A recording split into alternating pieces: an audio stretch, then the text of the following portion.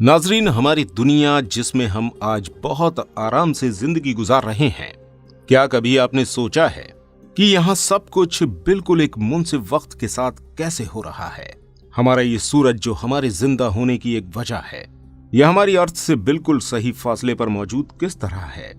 अगर इस सूरज का फासला हमारी जमीन से कम या ज्यादा होता तो शायद हम आज जिंदा न रह पाते। क्या कभी आपके जहन में ख्याल आया है कि ये सूरज खुद ब खुद बिल्कुल सही दूरी पर किस तरह से पहुंच गया। इसके अलावा क्या कभी आपने सोचा है किस तरह से हमारे जिस्म को तख्लीक किया गया। हमारे जिस्म में मौजूद हर चीज बिल्कुल सही तरह से किस तरह काम कर रही है, किस तरह से हम सांस ले रहे हैं।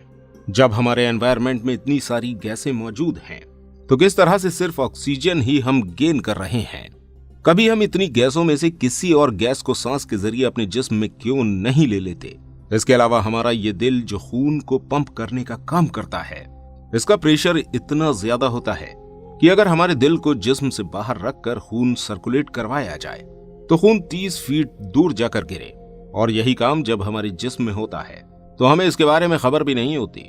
क्या हमारा ये दिल खुद ही बन गया।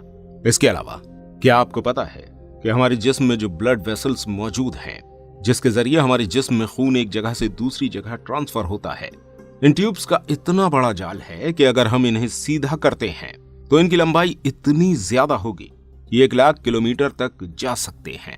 क्या इतना बड़ा जाल हमारे अंदर खुद ब खुद बन गया। नाजरीन, ये सब कुछ काम अल्लाह की जात के सिवा कोई और नहीं कर सकता। वही है जिसने हम इंसानों को बनाया और जिसने हमारी ये खूबसूरत दुनिया तख्लीक फरमाई। और यही बात आज हमारे वैज्ञानिक भी बिग बैंग थ्योरी के जरिए साबित कर चुके हैं। तो चलिए जानते हैं कि आखिर ये बिग बैंग थ्योरी क्या है।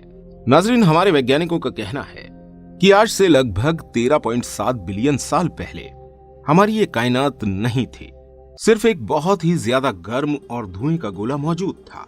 यह आकार में काफी ज्यादा छोटा था और फिर इस गोले के अंदर बहुत तेज धमाका हुआ, जिसके बाद हमारी ये कायनात वजूद में आई।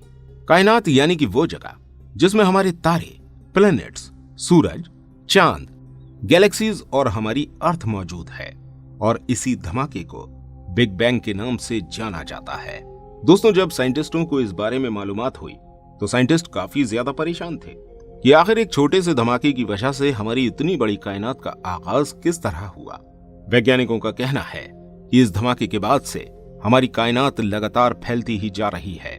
यानी कि हमारी कायनात में जितनी भी गैलेक्सियां मौजूद हैं वो बहुत तेजी के साथ एक दूसरे से दूर होती जा रही हैं। हमारी इस कायनात का कोई सेंटर नहीं, सिर्फ हर चीज एक दूसरे से दूर भाग रही है। लेकिन यहाँ सवाल ये उठता है कि हमारे वैज्ञानिकों को इस बिग बैंग के बारे में किस तरह से पता चला।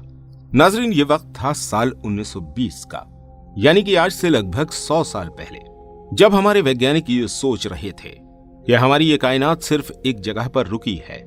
लेकिन इसके बाद जॉर्ज लिमेट्रे और अलेक्जेंडर फ्रीडमैन नाम के 2 वैज्ञानिकों ने एक थ्योरी सबके सामने रखी। इन दोनों ने बताया कि हमारी कायनात लगातार एक्सपेंड कर रही है, लेकिन इस वक्त इस थ्योरी को ये दोनों प्रूफ नहीं कर सके। लेकिन फिर इसी साल में एक दूसरे एस्ट्रोनॉमर एडविन हबल, जिनके पास दुनिया का सबसे बड़ा टेलीस्कोप था, इस टेलीस्कोप के जरिए एडविन हबल ने बताया कि गैलेक्सी एक जगह पर नहीं रुकी, बल्कि ये लगातार एक जगह से दूसरी जगह मूव करती जा रही है। यानी कि हमारी कायनात फैलती ही जा रही है, जिसे हबल्स लॉ के नाम से जाना जाता है। यानी कि हमारी ये कायनात किसी एक पॉइंट से फैलना शुरू हुई है और धीरे धीरे करके ये इतनी बड़ी हो गई है। और इसी बात से बिग बैंग थ्योरी निकल कर आई। इसके बाद साल 1954 में बिग बैंग थ्योरी से जुड़ा हुआ एक और सबूत दुनिया के सामने आया, जब अमेरिका के एक फिजिसिस्ट एर्नो पेंजियस्ट और एस्ट्रोनॉट रॉबर्ट विल्सन ने यह ऑब्जर्व किया कि हमारी कायनात में एक अलग ही एनर्जी मौजूद है। इस एनर्जी से लगता है कि हमारी कायनात में कभी एक बहुत बड़ा धमाका हुआ है और इसी की वजह से ये एनर्जी चारों तरफ फैल गई है।